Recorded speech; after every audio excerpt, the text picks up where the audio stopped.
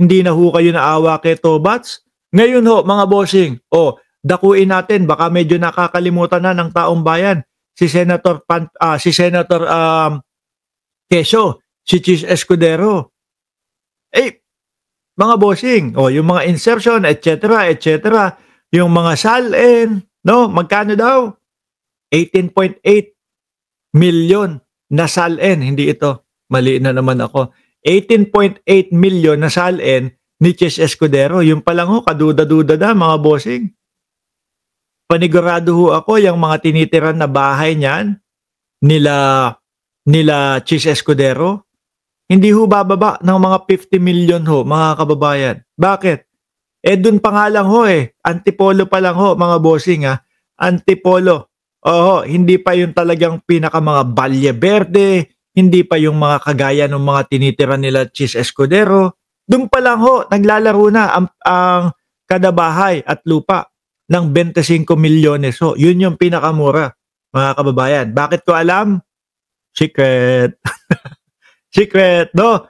Ngayon ho, mga bossing, kung maalala ho natin, si Chis Escudero, di ba umano yan? Tawag dito, nagsalita doon sa Senado na ang tinuturo niya nga, walang humpay doon sa 20 minuto, si Martin Romualdez. Di po ba? Hanggang ngayon ho, hindi ko makalimutan yon. Ngayon, naalala ko, baka nakakalimutan lang ho natin, mga bossing Chipamo sir, at etong November 15, 2025, ibinalita daw din po. Sabi dito, ex-DPWH, USEC, details 280 million alleged kickback, no, to Cherry Mobile CEO for Escudero. Biruin nyo ho yan, mga kababayan. Kung totoo ho yan, anong proyekto kaya ang pwedeng magawa dyan? Madami, ano? Tapos mapupunta lang ho sa mga bulsa ng mga politiko. At kung hindi ho ako nagkakamali, isa si Boss Chis Escudero, mga Boss Chipamo sir, doon sa sinasabi na senador na magpapasko po. Maaaring mukhang magpapasko po doon sa loob ng Oblo. Tsaka si Amy Marcos.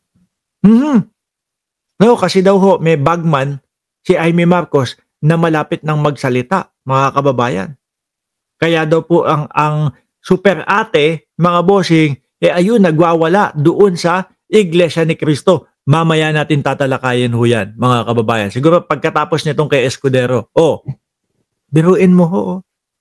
Tapos ang ginagawa ni Escudero ho, mga kababayan, wala naman siyang wala naman siyang pagdepensa doon sa kanyang sarili. Puro turo-turo lang ho siya, mga bossing.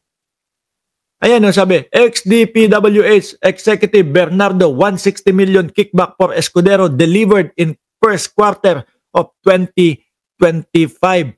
Kung hindi po naumpisahan ang mga investigasyon na ito, mga kababayan, no?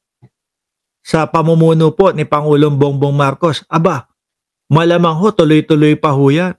Baka habang buhay na pong malugmok ang Pilipinas, mga Boss Chipamo sir, dahil po sa mga pagnanakaw ng mga politiko naghahaman sa pera. Mga kababayan, sabi ni Shoni M. Noses, pag nakulong si Quezon, happy na ang family ni Hart. Baka yung nanay, no? Mauna yun. Biruin mo. Yung mga parang ang hirap paniwalaan na 18.8 million yung kanyang salin. Sabi ko nga ho sa inyo, mga kababayan, yung isang bahay at lupa doon po sa bandang taas ng Antipolo. 25 milyones na ho ang pinakamura Di ba? Ano pa kaya yung pagkalaki-laki ng mga bahay nila Chis Escudero? Tapos mababalitaan pa natin, makikita natin doon sa vlog ni Heart Evangelista. Magkano yun? 57 to 59 million na paray-baring. Nandyan na yung pinsan ko. Shout out sa iyo, madam. Pero nyo ho yun. At ang lagi niyang pinupuntirya ho, mga kababayan, siguro dahil na din po gusto niya talaga na maging vice-presidente, pagtakbo niya sa 2028, maging vice-presidente siya ni Inday Sara Duterte. Kaya, ayun, parang nag-audition ho sa harap ng Vice Presidente. Ang tinukoy ng tinukoy ng tinukoy na mastermind, walang iba ho, kundi si Martin Romualdez. No? Kung di ho si Martin Romualdez. Bakit nila binibira itong tao na ito? Na kahit hanggang ngayon po wala po silang naipapakitang mga ebidensya at kahit hanggang ngayon po wala pa po silang maipakita na susuporta doon sa sinasabi nila na ito ay magnanakaw.